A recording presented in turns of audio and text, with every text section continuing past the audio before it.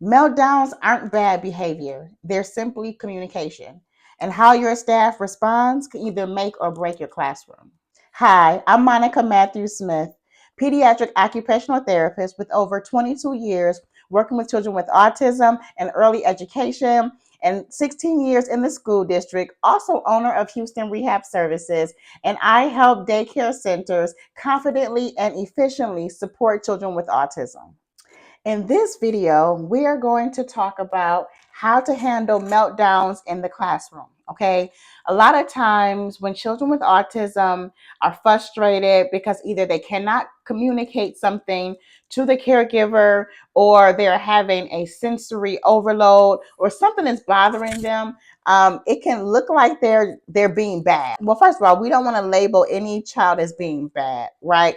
But then also, we want to keep in mind that children with autism may communicate differently, and sometimes that can come in the form of behaviors. Okay, because behaviors get attention, behaviors arouse a reaction from the caregiver, and oftentimes behaviors are what gets them what they're seeking. So I have a 5-step framework that I'm going to cover with you today that can help you better manage meltdowns in the classroom, or in your daycare center if you have a child with autism. The first step is to just stay calm, right? Oftentimes when you have a child, especially if you have a room full of other children, and then you have this child who is having a complete meltdown. They might be throwing objects, they might be kicking and scratching the staff, or doing other things that are either not safe for them or safe for the other kids in the daycare, or even for your caregivers.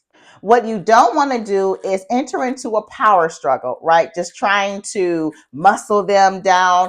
And also keep in mind that there are legal implications for using constraints. So you cannot like hold a child down. You definitely cannot do anything that will like put a mark on a child, because that can be considered a restraint, and a restraint can be a form of abuse. So you want to make sure that your energy sets the tone.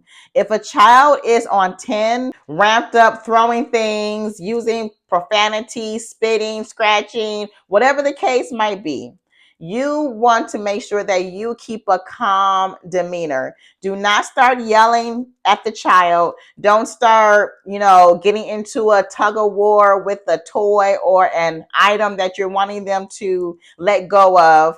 Just simply be in control by being calm and being authoritative.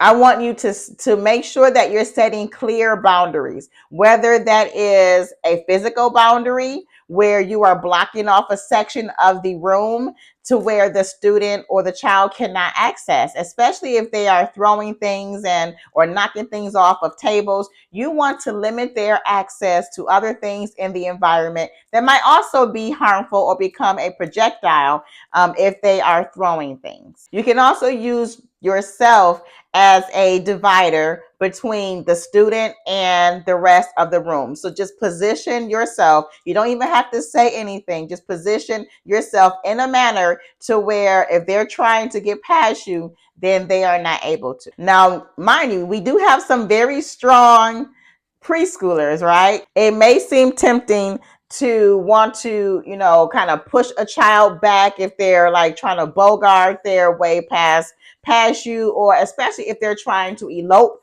out of the door. You want to make sure that you are just setting a clear visual boundary that what they are doing is not okay, and that you are expecting them to stop. You also want to reduce the sensory input in the room. Okay, so this could be turning lights down. You want to make sure that you have a calming light.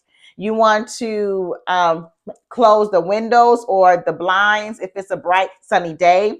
If there is loud music or like a TV going, especially if there are a lot of things going on at once. Maybe you have kids playing in the next room, you have the TV going, somebody else is talking loud in the kitchen area. You want to reduce the sensory input. So it is actually best to have a cool down or a calming room that is already conducive to low lighting, low volume, And then having things in the environment, maybe like a fidget or things that cannot be harmful if the child starts to throw, but things that are common. You also, step 3, want to use minimum language. Okay, when we become upset, now this is not just for children with autism, but this is for human beings in general. When we become upset, the area in our brain that processes verbal information actually begins to shut down.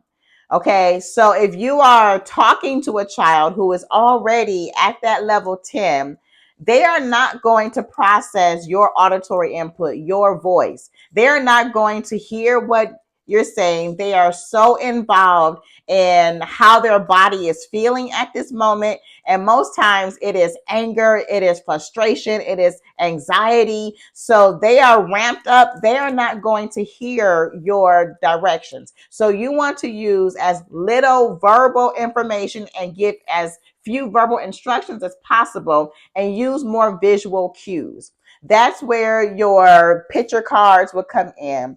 That's where you'll do more pointing, more gesturing. That's when you will actually be more silent and give them that processing time. Number 4 is to give them space. Okay, understand again that when you are supporting children with autism, their behavior is a form of communication. So if you are not sure of what they are requesting or what they are trying to convey to you through the behavior, just give them space. This is not a timeout area. Again, it's best to have a quiet corner, a quiet room, someplace that is clearly designated as this is the place where we go to calm down. Okay. And again, we will talk about how to set your calm down area or your cool down room in a different video. But when you take a child there, the first time they may not understand what that area is, what it's all about. But if you teach them when you're angry, this is where we go to cool down, and you have things in there that are conducive to that, then they will begin to learn, okay, this is where I can decompress. The 5th step is to, after everything is done, after the situation is over, this is then your time for your staff to just reflect. Okay, what did we do? How can we have done it better? Did we have control of the situation? What were the antecedents? What happened before the child actually started the behavior? Did you see signs that behavior was coming? Is this a common occurrence for this child? Do they typically have behaviors during this activity at this time of day? Do they typically have behaviors when we are requesting this demand on them? Okay, you can start to analyze, what happened, what kind of triggered that behavior, and then what your staff's response was. And if your staff responded and the child is just still all over the place and they were not able to calm them down, then that is a clear indication that your staff may need more training on how to handle and manage meltdowns when it comes, especially to children with autism. Okay, because handling a meltdown with a child with autism is different, or can be different, than handling just a tantrum from a typically developing child. Okay, because again, the meltdowns are not always just tantrums. They are behaviors of communication. So oftentimes, until you can identify what the child is needing, the behavior will continue. I have worked with hundreds of children, and these key steps change everything. Okay, so to recap, the first step in managing meltdowns in your classroom is to stay calm, don't get into a power struggle, and stay in control of the situation. Your energy will set the tone. Okay. The second thing is to reduce the sensory input. So having that calming corner, having that sensory room, having that area where there's low lighting, there is minimal to low auditory input, things that they can hear. There aren't a lot of visual items going on on the wall, right? There might be some like a weighted blanket or some fidgets, some some fuzzy things that can be calming. Step 3, use minimum language. Use more visuals. Have, pull your visual schedule out. Use your behavior visual cards. Give space, and remember that it is not a timeout. The sensory corner is not a timeout.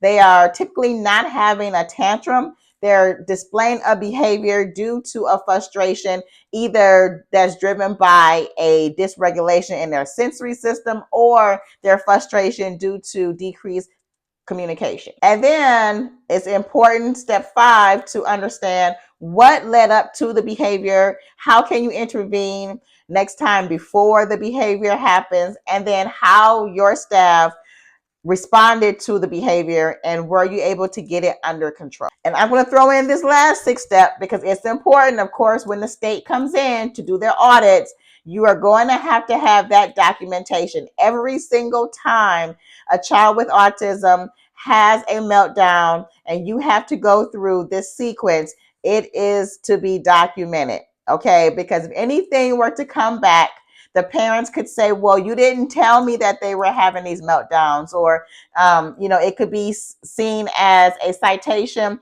from the state for not having proper documentation. If you are ready and serious about your center being autism ready, then my autism ready certification will show you how step by step. So go to autismreadycertification.com for more information. If you need professional development for supporting children with autism, or if you would like your center to have the badge of being an autism ready certified center, go to the link in the description for more information. Until the next video, bye for now.